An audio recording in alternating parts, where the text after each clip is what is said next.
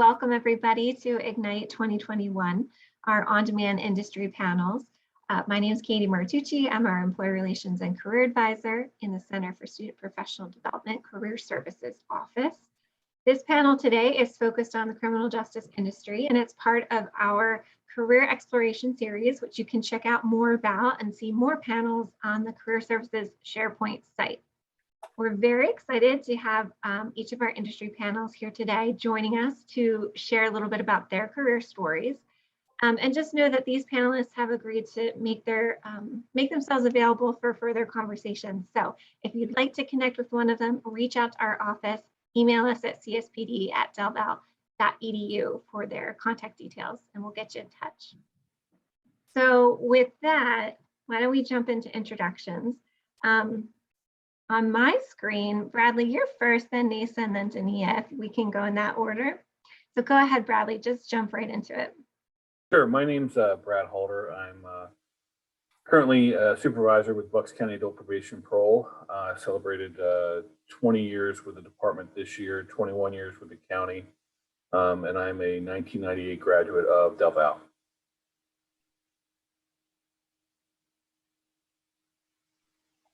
So I will introduce myself now. I'm Neysa. I am with the Juvenile Justice Commission for the state of New Jersey. I've been there for 18 years and continue to pursue my career here.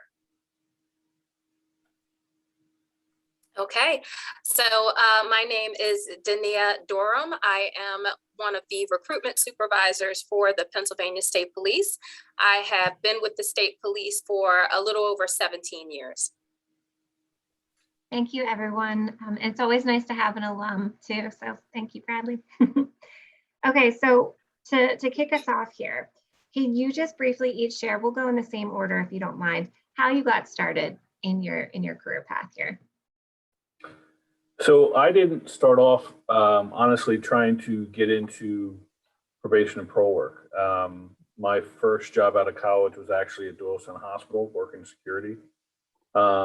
And my goal was to get into either a sheriff's department or at the time I was looking to go into with a police department. And after the hospital, I ended up working for the county as a peace officer, doing security for the county offices, and then had sort of had just, I mean, honestly, this kind of fell into my lap at the time. I applied for the job, not fully understanding what it was, but knowing enough and from what I had learned at DelVal, and then seeing a couple different videos related to the topic, and I said, oh, I think I could do that. That seems pretty interesting.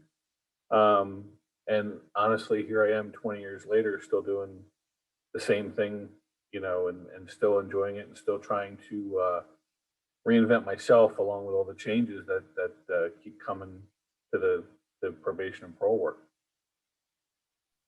Thank you. Go ahead, Neysa.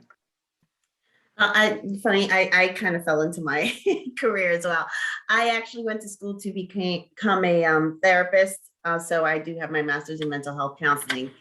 And I actually worked as a caseworker prior to this, which was very stressful, and there is very high burnout in that career. I made it a year. I actually bumped into my supervisor. I can't remember. I think we were at a police station. I bumped into him and he's just like, hey, do you want to start working for me? And I was like, sure. So after an interview and application, I ended up working for Chaplaincy services, and I am able to provide therapeutic services for the young men and women that are housed with us, as well as spiritual healing. Thank you. Go ahead, Danea.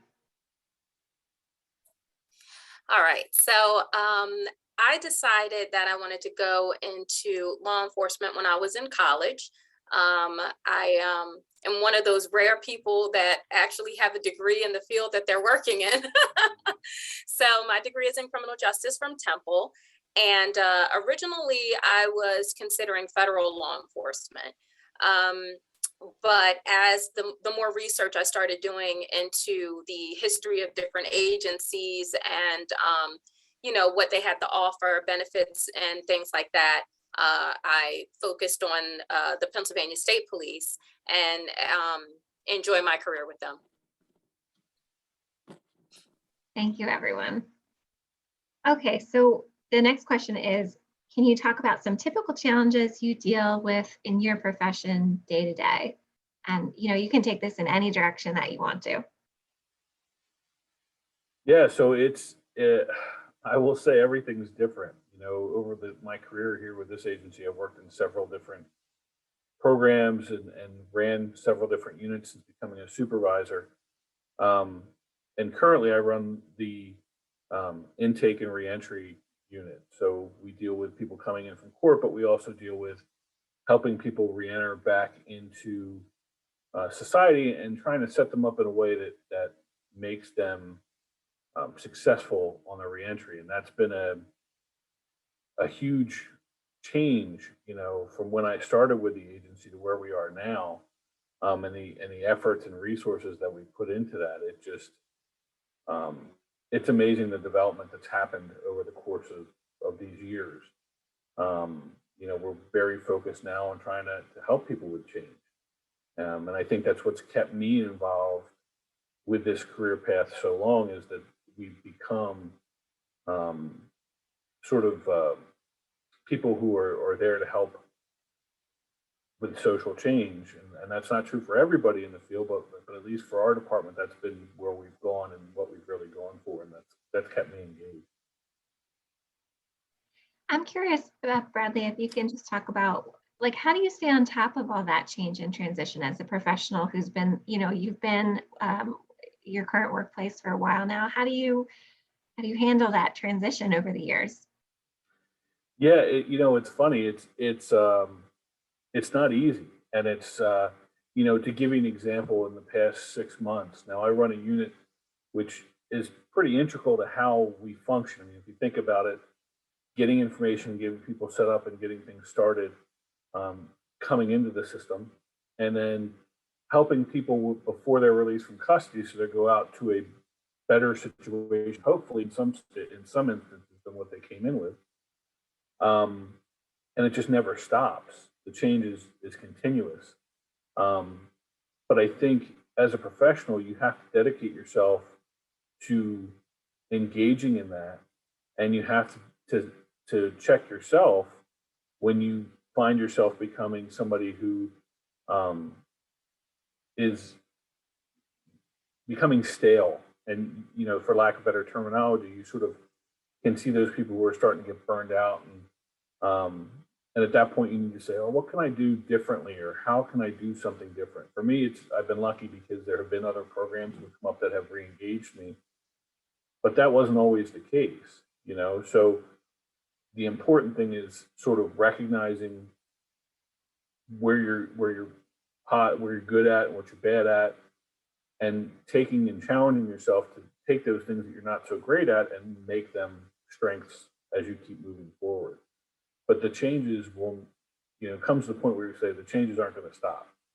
You know, what law enforcement has become, at least over the past 20 years that I've been involved with it, is wholly different than where it started. You know, philosophically, when probation, parole, when I started, a lot of people refer to themselves, not that it's good or bad, but some people call themselves social garbage collectors, where they'd say trash gets out of a can and then you chase it around for a bit and you put it back in a can. Well, that's not what we are. We have to be agents of change, and we have to engage in that so that we can sort of mitigate the criminal justice system. I tell people all the time, people go, well, what happens if all these people do what you asked them to do? And I said, that'd be great. I can go become a baker tomorrow and learn how to do that, you know, as long as it's engaged, you know, as long as we've adopted some sort of change to help people become better versions of themselves. Yeah, thank you. And you and Neysa already both mentioned this term burnout. College students might experience it in a different capacity, like with classes and just like pushing themselves to the edge. But I love that you both have so far shared that message, that it's okay to transition. It's okay to accept change and be open to like a new step could be with the same organization or it could be with a new one. And that's like perfectly normal, like knowing what your boundaries are. So thanks. But back to the question, Neysa. Could you just repeat the question? Like, Yes, absolutely. So some typical challenges you deal with in your profession day to day. okay, well, I work in a prison, a juvenile prison, so that in and of itself is a challenge. But to be honest, I tell people all the time, I really don't mind working with the residents that live with us. We do not call them inmates, they are residents.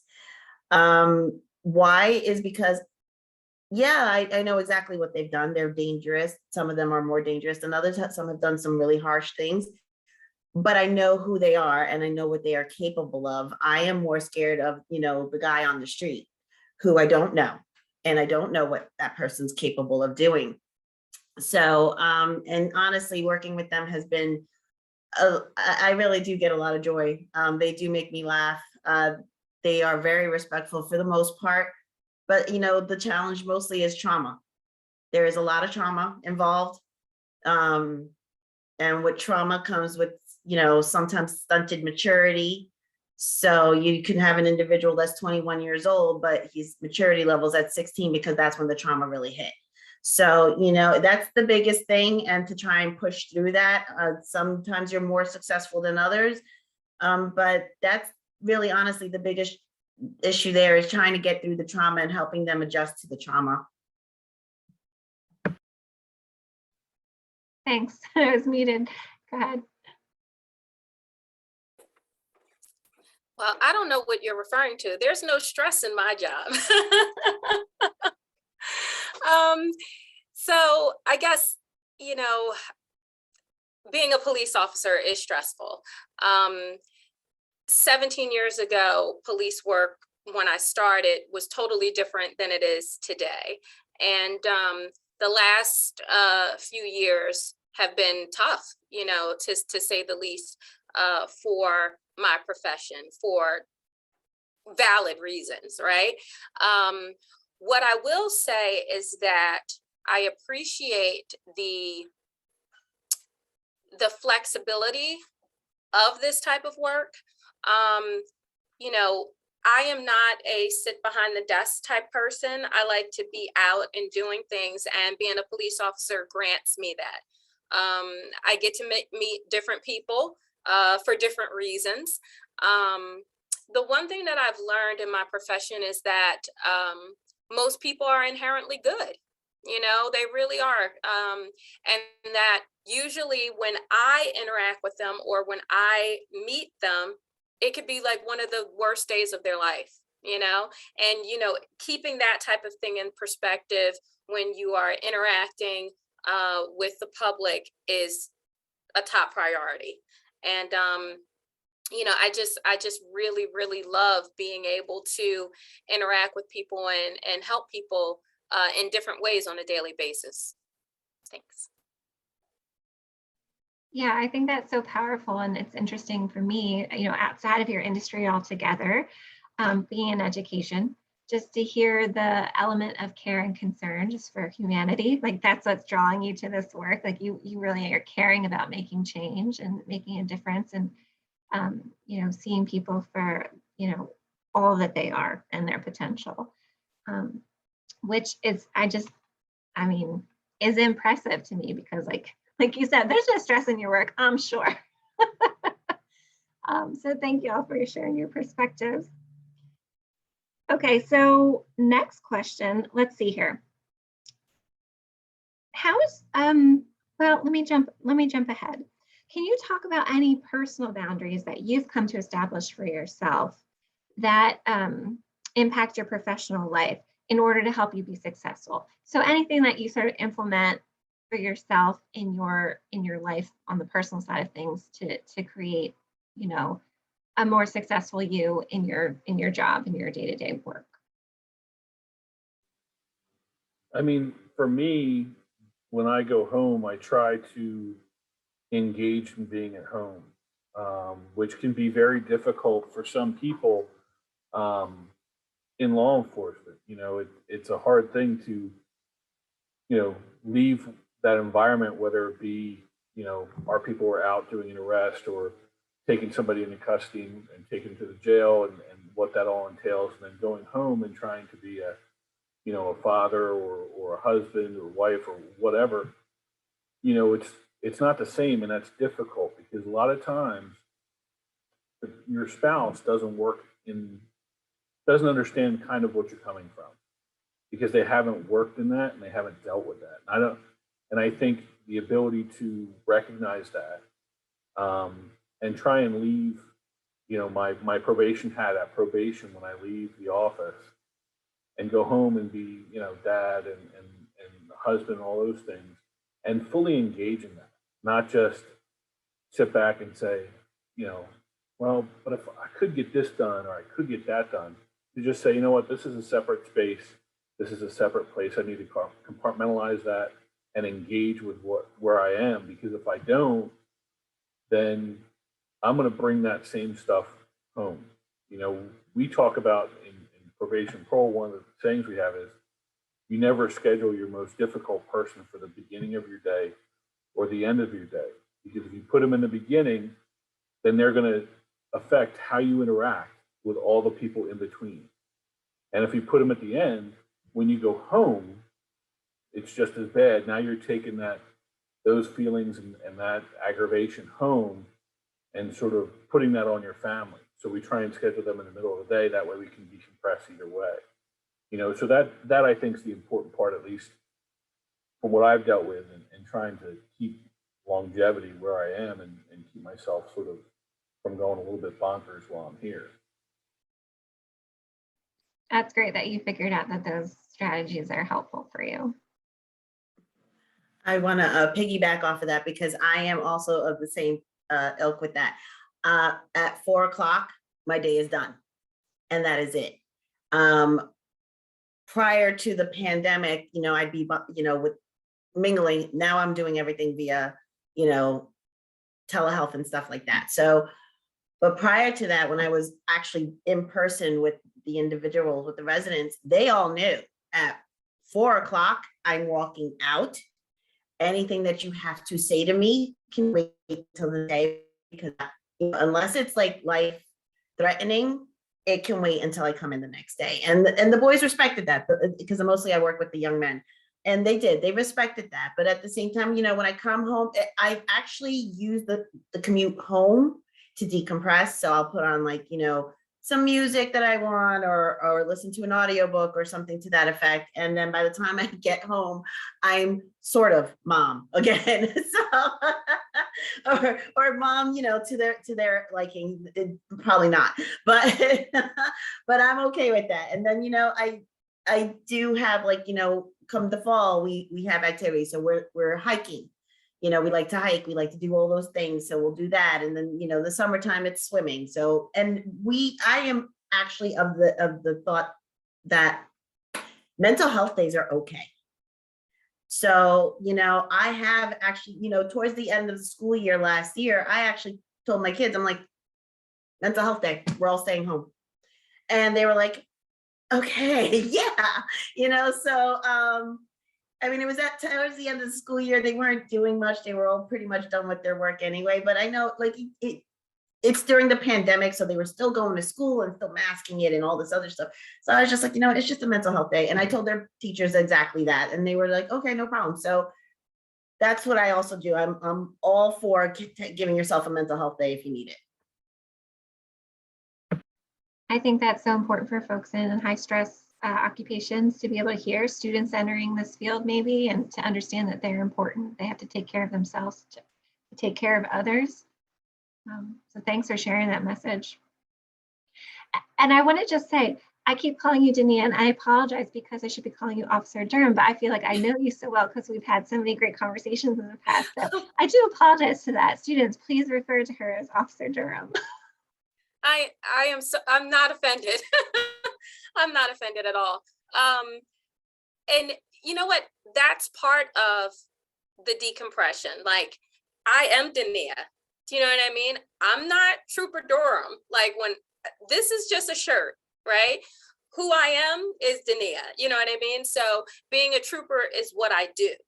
for a living. So that's one of the separations that's really important for me, is separating those two things and not living the job. And the one thing that I do that helps me when I come home and I'm wife and I'm mom, and for good or for bad, is I feel like I'm a lot more laid back at home because I deal with other people's problems all day long. So when I get home, I'm like, that's not a big deal. I'm like, it's okay. Like, you know what I mean? Like, trust me, there are worse problems than what's going on in my household. And so it helps me actually not blow up as much as maybe I would, you know what I mean? When I come home and there's dishes all in the sink, and instead of washing the dishes, my son is playing video games. I'm just like, oh, okay. You know what I mean? So it does help you appreciate how great you have it, you know what I mean? And appreciate the good things about your own life. And I don't know if it's good or bad or what. I'm just saying that is something that helps me go through the day to day and decompress when I get home, because I'm like, you know what, I think I'm doing all right, you know. So thanks. Yeah, thank you. And thanks for laughing with me. If we dive into another question here, I wonder if we can just start with Neysa, because I know there's a hard cutoff for you. So if you have to go, that's okay. So can you talk a little bit about how your career has, for you, differed from when you first were starting out and thinking about what you wanted to do post-degree? Yeah, I'm actually kind of in my field anyway. Although I took a roundabout way of getting there. I always knew I wanted to be a therapist. That I knew from the age I was 16. So I did it. I got what I needed to get to do this position. I thought I would be more in the private sector. That's probably where the difference goes. I didn't realize I would go into the public sector. I mean, I always knew I wanted to help, but I didn't know in what capacity it would be the help. So I am more of the public sector, and I honestly like it better. I think it was put before me for a reason, because the public sector, I feel like I get more involved, because I do have outside sources outside of our office. Like, we have churches and groups and organizations that I would not have that resource to reach out to. I mean, we've had young men that have had to go for new housing in the 11th hour.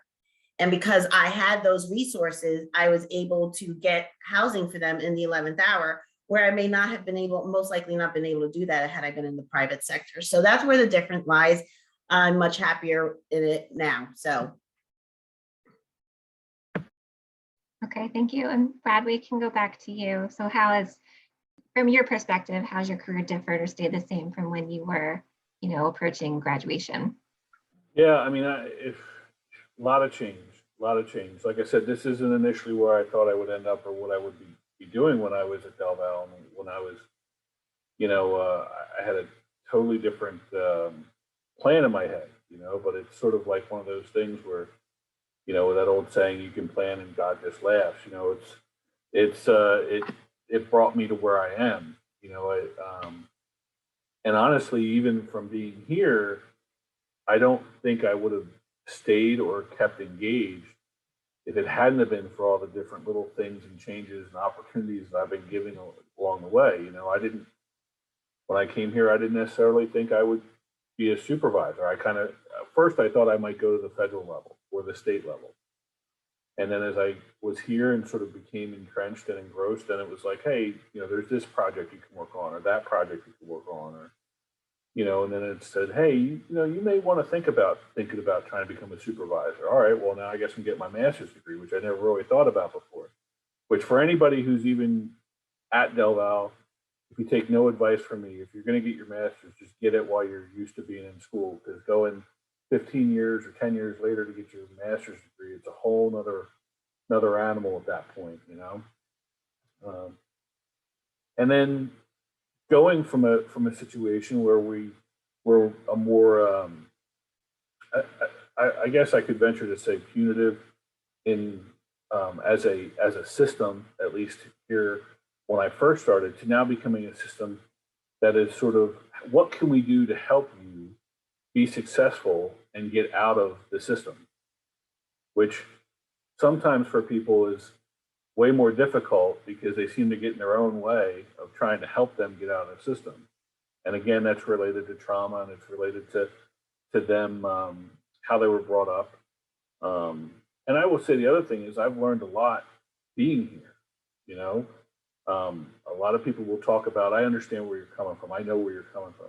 Look, listen, I'm a fat kid from South Jersey. I don't know what you went through as an inner city kid.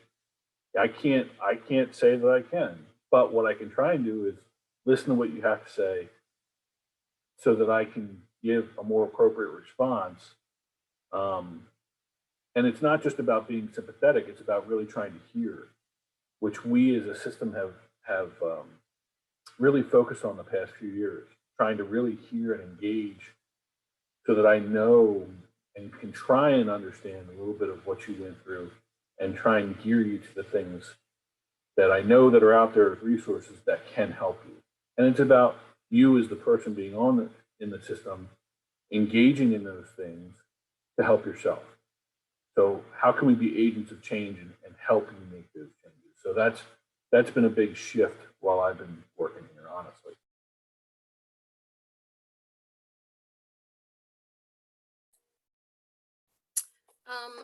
For me, I think the fundamentals of my job haven't changed that much, right? You know, what our responsibilities are to protect and serve, you know, on a daily basis.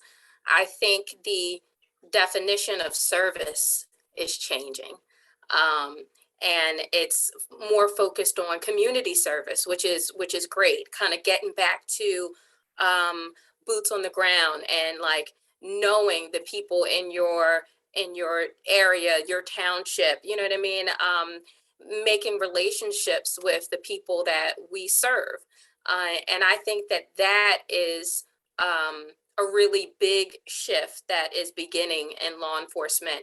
And actually, you know, I think when years and years ago, it was a big part of law enforcement. And then for some reason, we got away from it. You know, we got away from that one-on-one bond that we used to have with the people in our community, and to our detriment, you know? So I'm happy to see that community service focus coming back. It's not all about, you know, how many arrests did you make today? How many citations did you write today? It's really, did you meet anybody new today? You know, did you introduce yourself to any members of your community today? And I think that that's a really, really positive shift that that I'm proud to be a part of.